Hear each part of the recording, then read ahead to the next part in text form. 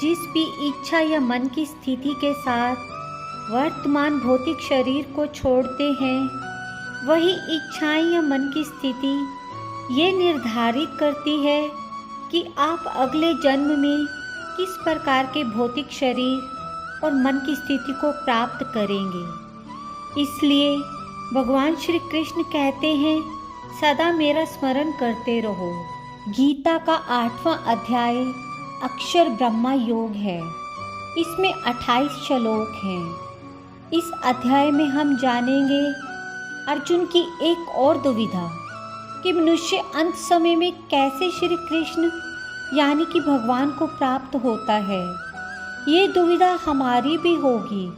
इसका उत्तर श्री कृष्ण अर्जुन को देते हैं।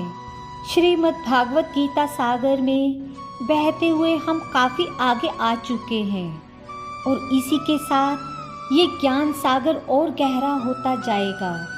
हो सकता है कि आप दुविधा में आ जाएं, लेकिन घबराइएगा नहीं। श्री कृष्ण आपके हर प्रश्न का उत्तर अवश्य देंगे। प्रभु के नाम के साथ आरंभ करते हैं 8वां अध्याय अक्षर ब्रह्मा योग।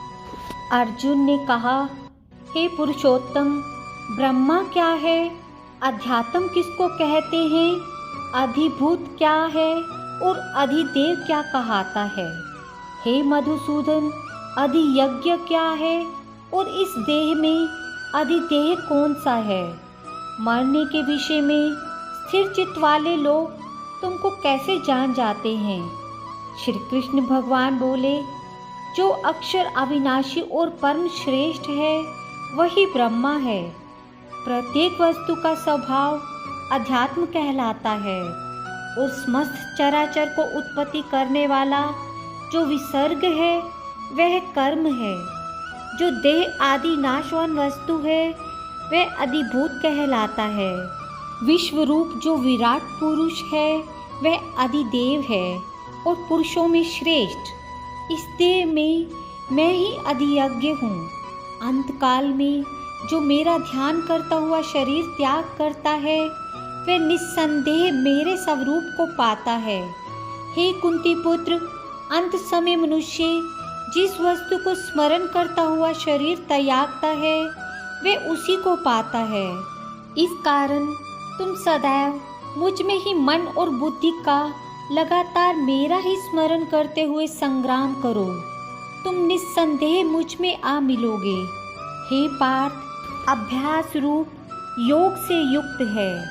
दूसरी ओर ना जाने वाले मन से सदा चिंतन करता हुआ पुरुष परम और दिव्य पद को ही प्राप्त होता है। अतएव जो अंत समय में मन को एकाग्र कर भक्ति पूर्वक योगाभ्यास के बल से दोनों भौहों के मध्य भाग में प्राण को चढ़ाकर सर्वज्ञ अनादि संपूर्ण जगत के नियंता, सूक्ष्म से भी सूक्ष्मतर, सबके पोषक, अचैतन्य स्वरूप, सूर्य के समान प्रकाशवान, तमोगुण से रहित परम पुरुष का ध्यान करता है वह उसको मिलता है।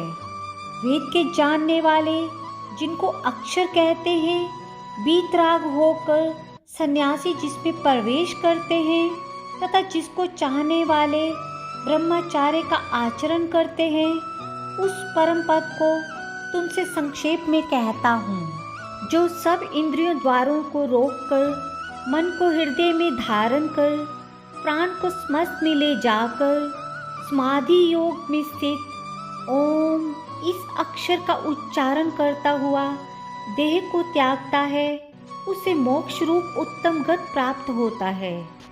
हे पार्थ, जो मुझ में ही मन लगाकर नित्य प्रत मेरा स्मरण करते हैं, उन सदैव स्मरण करने वाले योगियों को मैं बहुत सुलभ रीति से प्राप्त होता हूँ। मुझको प्राप्त होने पर परम सिद्धि को प्राप्त करने वाले महात्मागण फिर ये जन्म धारण नहीं करते, जो नाशवान और दुख का घर है। हे अर्जुन, ब्रह्मलोक पर्यंत जितने लोक हैं वहाँ से लौटना पड़ता है, परंतु मुझ में मिलने से फिर जन्म नहीं होता। 1000 महायुगों का एक दिन होता है। और उस 1000 महायुगों की एक रात्रि ब्रह्मा की होती है। जो इन बातों को जानते हैं वे सब ज्ञाता हैं। ब्रह्मा का एक दिन होने पर अव्यक्त से सब व्यक्तियों का उदय होता है और रात को उसमें लय हो जाता है। समस्त चराचर वस्तुओं का यह समुदाय बार बार उत्पन्न होकर रात्रि के आवागमन में लीन हो जाता है। इस अव्यक्त से परे दूसरे सनातन अव्यक्त हैं जो इन सब के नष्ट होने पर भी कभी नष्ट नहीं होता। उस अव्यक्त को ही अक्षर कहते हैं। वह वही परमगत है जिसको प्राप्त करके फिर संसार में नहीं जन्मते। वही मेरा परम धाम है। हे पार्थ, जिनके अंतर्गत सब प्राणी हैं और जिसने इस समस्त जगत का विस्तार कर रखा है, वह श्रेष्ठ पुरुष अनन्य भक्ति से ही मिलता है।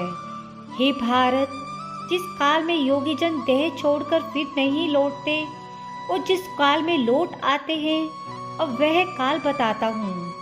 जिस काल में अग्नि, प्रकाश और दिन शुक्ल पक्ष हो, ऐसे उत्तरायण के 6 महीने में मृत्यु को प्राप्त हुए ब्रह्माविद ब्रह्मा को प्राप्त होते हैं। धूम्र, रात्रि, कृष्ण पक्ष, दक्षायन के 6 महीने इनके मध्य गमन करने वाले चंद्रमा की ज्योति को पहुँचते हैं और लौट आते हैं। संसार को नित्य चलाने वाली शुक्ल और कृष्ण नाम की 2 गतियाँ हैं। एक से आने पर लौटना पड़ता है और दूसरी से फिर लौटना नहीं होता। हे पार्थ, योगी इन दोनों गतियों का तत्व जानते हैं, इसी से मोह में नहीं पड़ते। अतएव हे अर्जुन, तुम सदा योग युक्त हो। वेद, यज्ञ, तप व दान में जो जो पुण्य फल बतलाए गए हैं, योगी को उन सब से अधिक ऐश्वर्य प्राप्त है। अतः वह सर्वोत्तम आदि स्थान पाता है। राधे राधे। अक्षर और ब्रह्म दोनों शब्द भगवान के सगुण और निर्गुण दोनों ही स्वरूपों के वाचक हैं तथा भगवान का नाम ओम है।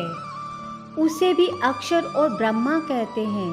इस अध्याय में भगवान के सगुण निर्गुण रूप का और ओंकार का वर्णन है, इसलिए इस अध्याय का नाम अक्षर ब्रह्मा योग रखा गया है।